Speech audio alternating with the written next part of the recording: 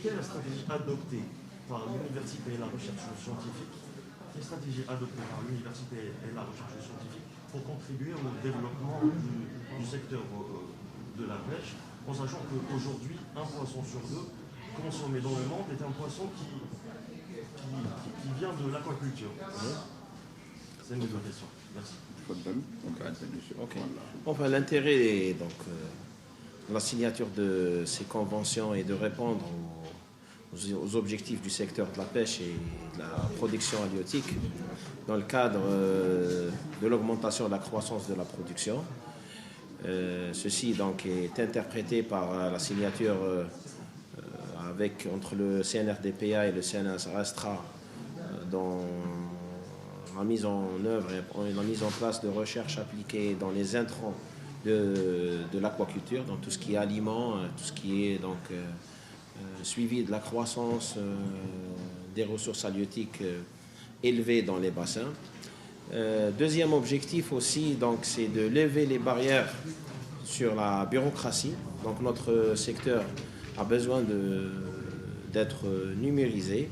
Et ceci donc va nous aider énormément dans la prise de décision et d'avoir l'information parfaite donc de tout ce qui est rentrée de la production au niveau des ports de pêche et aussi au niveau des fermes aquacoles. Un troisième point, donc, qui est un point qui est très important et qui aide aussi donc, à prendre des décisions importantes sur un ordre, je dirais, économique, et celle donc, de la signature de la convention entre le CNRDPA et le CREAD pour réaliser la première étude nationale sur la consommation du poisson en Algérie. Ceci va nous permettre donc, de connaître combien donc, de quantité de poissons est consommée par les Algériens, quelles sont donc les variétés donc, halieutiques qui sont le plus préférées, et ça permettra donc aux décideurs de prendre de bonnes décisions afin de participer à la régulation du marché.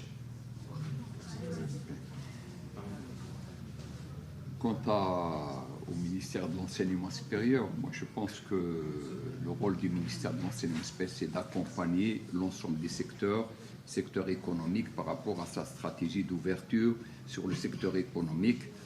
Et l'objet aujourd'hui de la signature de cette convention, c'est d'apporter toutes les réponses à travers nos compétences scientifiques et à travers aussi nos laboratoires de recherche, à travers nos centres de recherche et à travers tous les équipements qui sont disponibles au niveau des universités algériennes, d'apporter toute notre contribution à l'amélioration des produits qui sont destinés au niveau du ministère de la Pêche et de la production halieutique.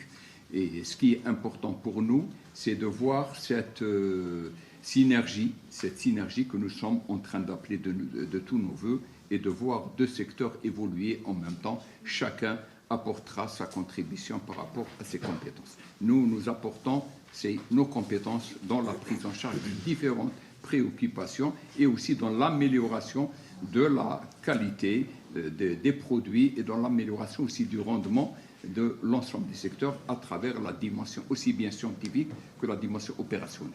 Merci.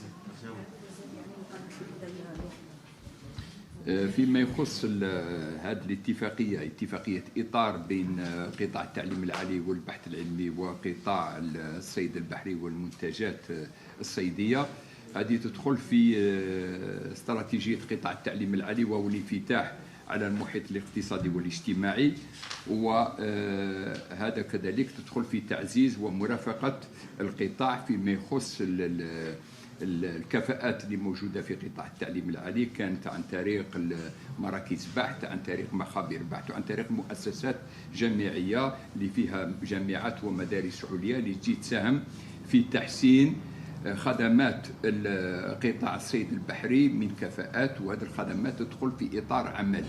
ولهذا كان اليوم شفنا اتفاقية إطار، ولكن شفنا اتفاقيات فرعية بين مؤسسات تابعة لقطاع التعليم العالي والبحث العلمي ومؤسسات تابعة لقطاع الصيد البحري، وإن شاء الله يكون في اتفاقيات أخرى باش نفتحوا المجال، ويكون كما قلنا احنا في الاستراتيجية تاعنا تكون الجامعة الجزائرية قاطرة للتنمية الوطنية، وهذا هو الهدف اللي رانا نسعى له كل في هذا الإطار التشاركي الحكومي، ورانا مفتوحين على كل القطاعات. ووزارة التعليم العالي والبحث العلمي تعطي كل الإمكانيات في هذا الإطار وتفتح مجالها لكل القطاعات.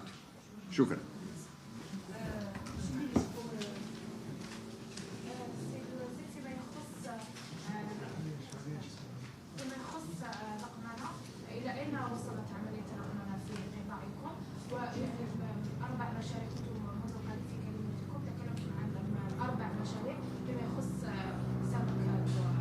نعم، فيما يخص الرقمنة يعني أعلم أسرة إعلامية بأنه على مستوى وزارة الصيد البحري والمنتجات الصيدية تم وضع نظام شبكي للإحصاء والإعلام الآلي المسمى بأسسبال، والذي يسمح لنا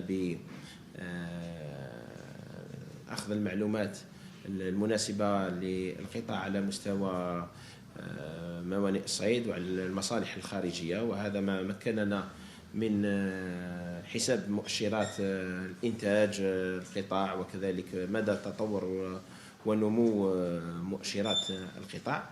أما فيما يخص المشاريع الأربعة فقد منذ يعني جويلية إلى يومنا هذا تم بعث يعني 4 مشاريع جديدة من أجل رفع الإنتاج السمكي الصيدي، وخاصة المتعلق بتربية المائيات ولتربية الأدورات، وذلك بولاية بومرداس بزموري، حيث بعثنا مشروع من أجل إنتاج 700 طن، وكذلك بولاية سكيكدا حيث بعثنا مشروع من أجل إنتاج 600 طن، وبولاية تلمسان بعثنا مشروع من أجل إنتاج دورات 400 طن، وكذلك بشلف هو كان مشروع يعني متواجد، مشروعين متواجدين ولكن رفعوا من القدرات الإنتاجية تاعهم من أجل بلوغ إنتاج 1000 طن في غضون سنة ما بين 2022 و 2023، لأن دورة نمو السمك الدوراد هو ما بين 12 حتى 14 شهر.